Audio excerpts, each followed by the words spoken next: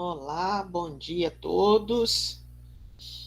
Então, dando sequência às nossas aulas, nós iniciamos hoje a nossa segunda aula, né? A primeira parte da nossa segunda aula, tratando aí dentro do módulo 1. Qual que é o tema da nossa aula 2 dentro do módulo 1?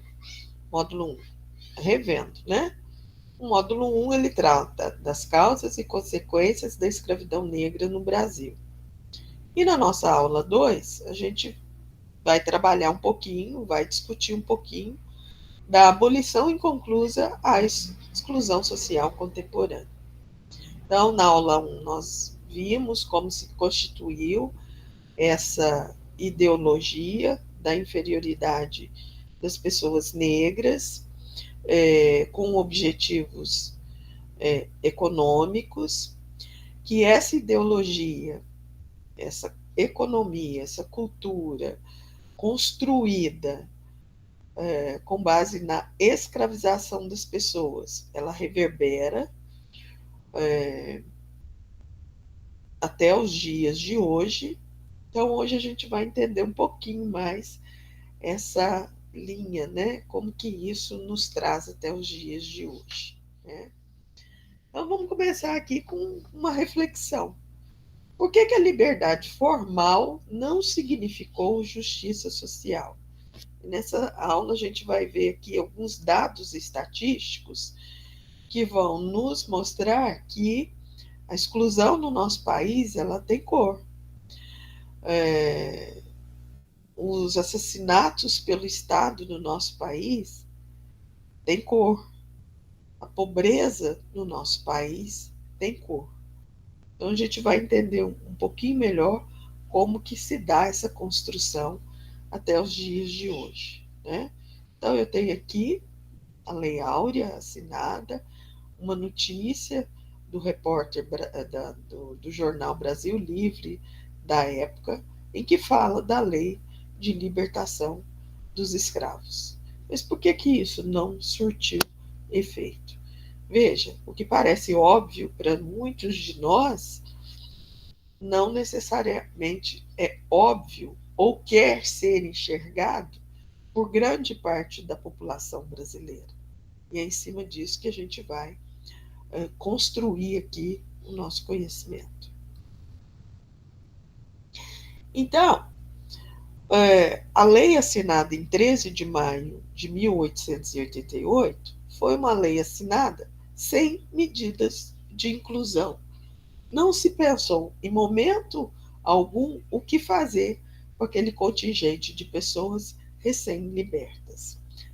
Na atualidade, para o movimento negro, não se comemora o dia da abolição, mas sim o dia de luta contra o racismo.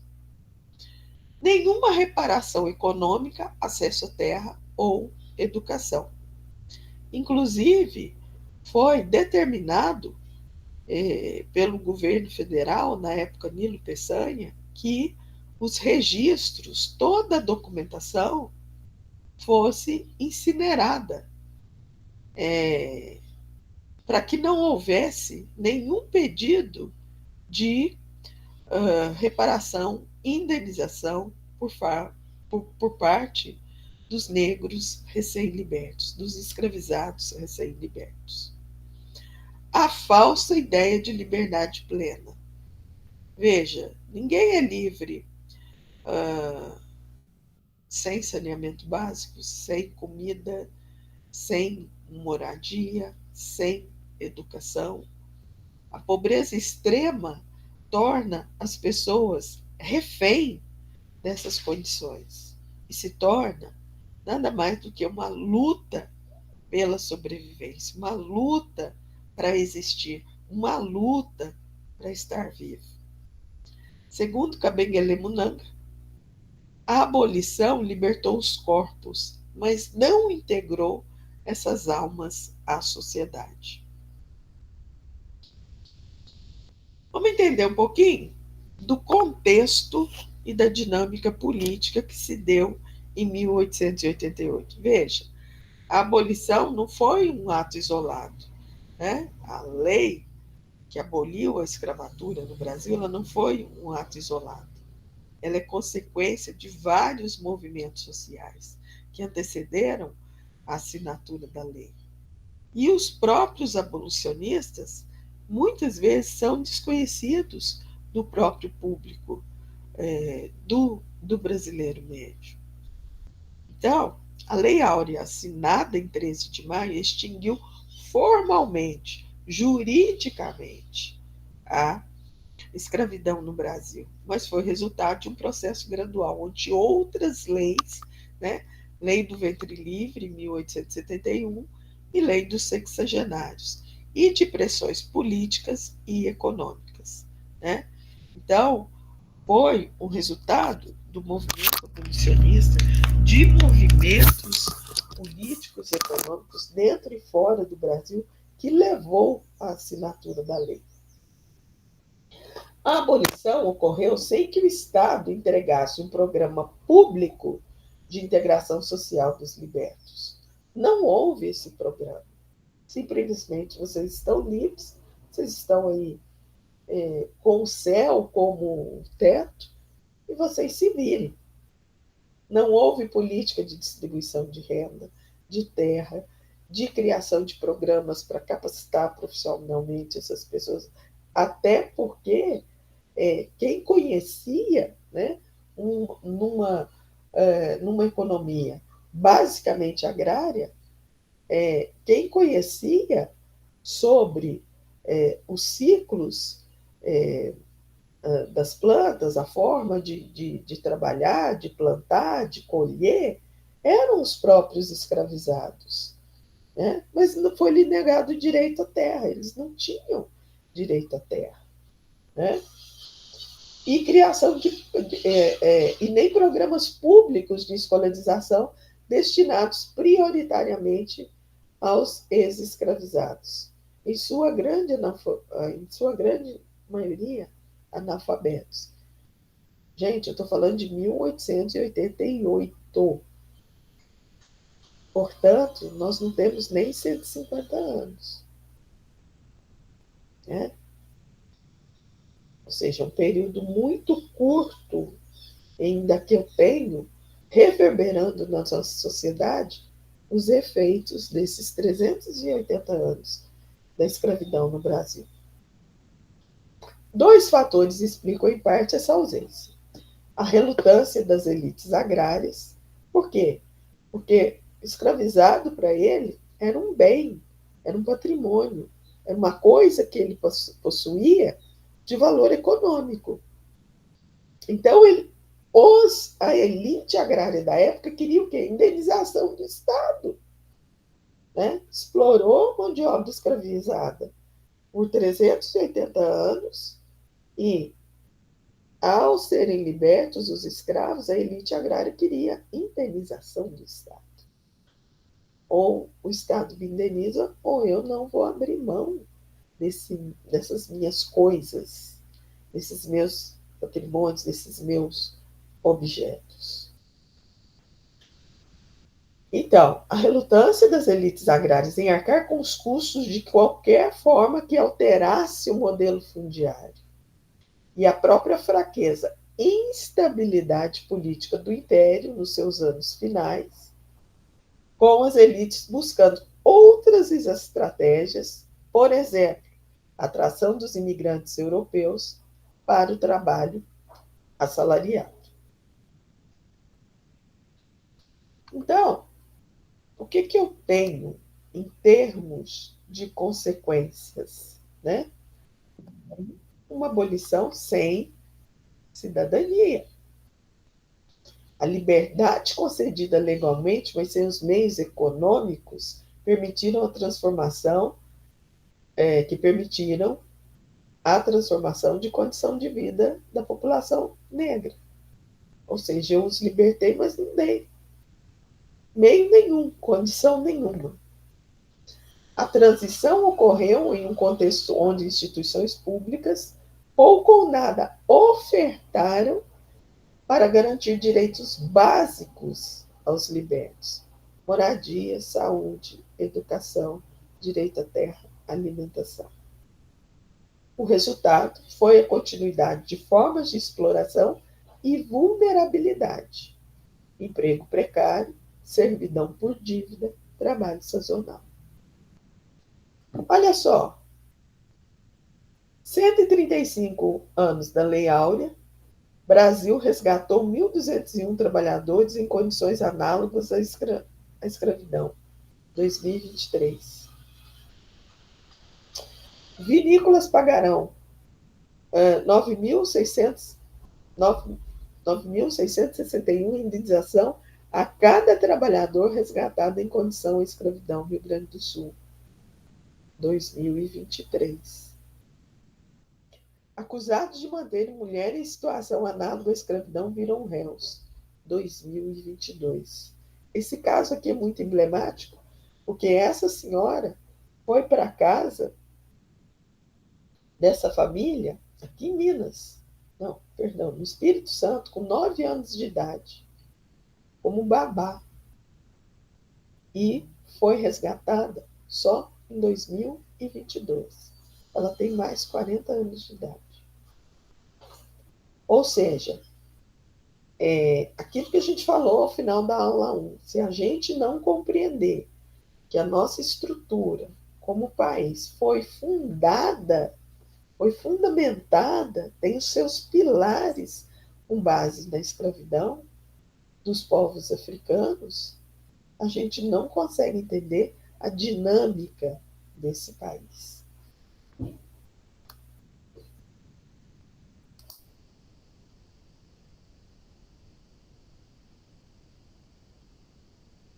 Então, do ponto de vista daquilo que faltou, o que faltou? Faltou tudo. Faltou terra,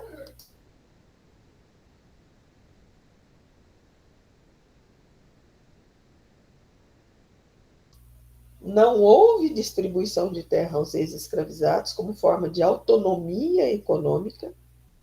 O acesso à propriedade rural garantia, então, autonomia e renda, garantiria autonomia e renda. Sua ausência manteve muitos libertos ligados ao trabalho assalariado, de baixa remuneração ou formas de dependência de servidão por dívida, com base no arrendamento de terras. Não houve reparação econômica, ou seja, não houve compensação econômica aos libertos, nem programas de crédito, incentivos produtivos ou indenização. Haja visto que o próprio presidente orientou que todos os registros relacionados aos escravizados fossem incinerados, fossem queimados. Sem capital inicial, muitos não conseguiram sair da pobreza imediata. Educação. Não foi instituído nenhum programa massivo de escolarização dos libertos. A escolaridade permaneceu baixa entre a população negra por várias décadas, limitando o acesso a melhores ocupações e a mobilidade social. Haja visto que a educação é um fator bastante significativo, né, preponderante aí, em termos de romper com esses padrões de desigualdade.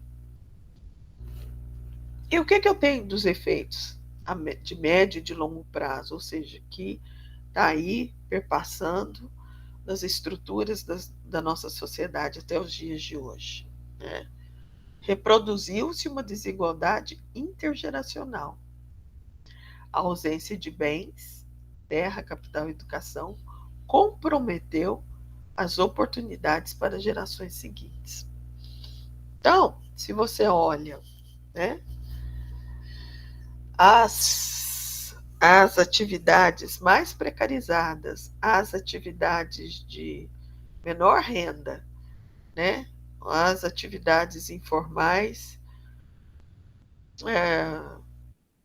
mais difíceis, os padrões de moradia em opostos diametralmente. Quais são os corpos, quais são as fisionomias que você vai encontrar nessa parte em que você tem pobreza, falta de oportunidades, violência e uma série de coisas? Trabalho infantil, escravidão moderna. Você vai essencialmente encontrar corpos negros, como você vê nessas imagens aqui. Essa foto aqui desse prédio de alto padrão ao lado de uma favela em São Paulo, ela é emblemática, ela é histórica, né? Ou seja, como que essa realidade se construiu na cidade, visto que a arquitetura é um instrumento, o desenho das cidades é também um instrumento de segregação. Facilitou a marginalização urbana.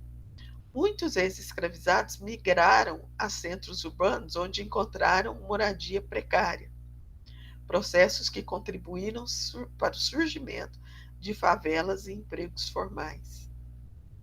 A falta de reforma agrária e de acesso à terra manteve a estrutura latifundiária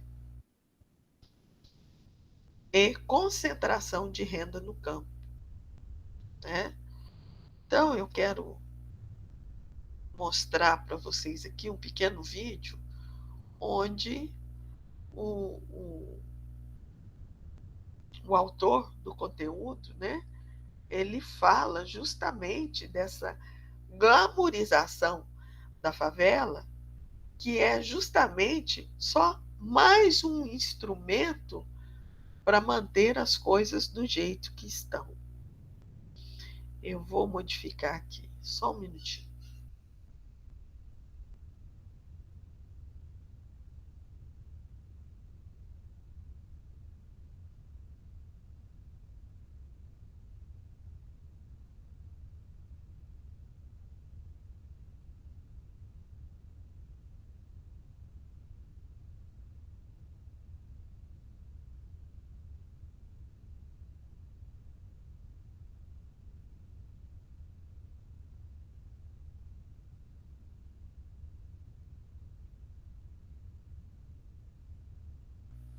Bom, ainda não estamos ainda no ponto do vídeo, ainda tem mais alguns slides. Vamos voltar aqui para entender o que foi essa abolição sem cidadania. Tá? Liberdade plena aqui é a crença ou narrativa de que a abolição resolveu o problema da escravidão e que a partir de 1888 negros e negras passaram a usufruir de igualdade de oportunidade. Essa visão confunde a liberdade legal, fim do estatuto jurídico da escravidão, ou seja, legalmente ninguém pode escravizar outras pessoas na atualidade, com liberdade substancial, né?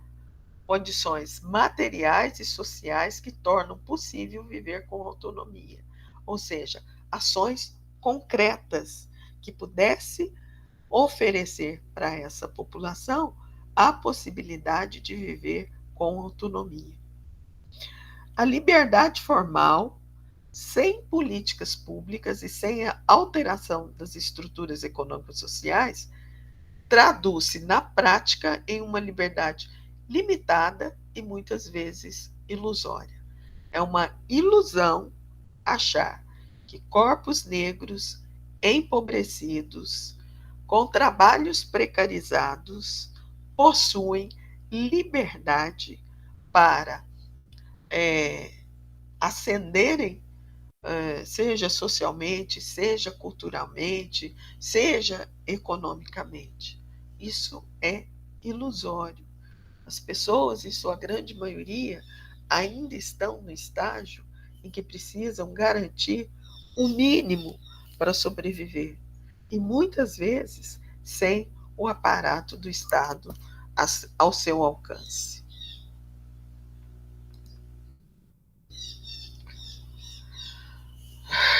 E como que isso foi tão naturalizado dentro da sociedade brasileira, né? A partir de um discurso da elite que naturalizou a ideia de democracia racial, né? Que teria vendido a ideia de que o Brasil teria superado seus conflitos raciais, o que reduz a atenção, reduz o esforço para enxergar e promover ações concretas para reduzir as desigualdades sociais. A narrativa de meritocracia acaba culpabilizando, geração após geração, esses corpos negros, atribuindo a pobreza e a falta de esforço pessoal. Você só não conseguiu porque você não se esforça, né? E isso é muito cruel, porque o ponto de partida geracional, e aí eu estou falando em termos geracionais, é absolutamente diferente, né? Partimos de pontos diferentes, com estrutura, ferramentas diferentes numa mesma competição. Uns partem na hora zero, a maioria parte de ponto de 150 anos atrás. Ou seja, essa narrativa que culpabiliza o indivíduo pelas suas más condições, ela é, no mínimo, hedionda. Ela é muito cruel. E quais são as consequências, né, sociais e simbólicas de todo esse aparato? Primeiro, cegueira pública, né?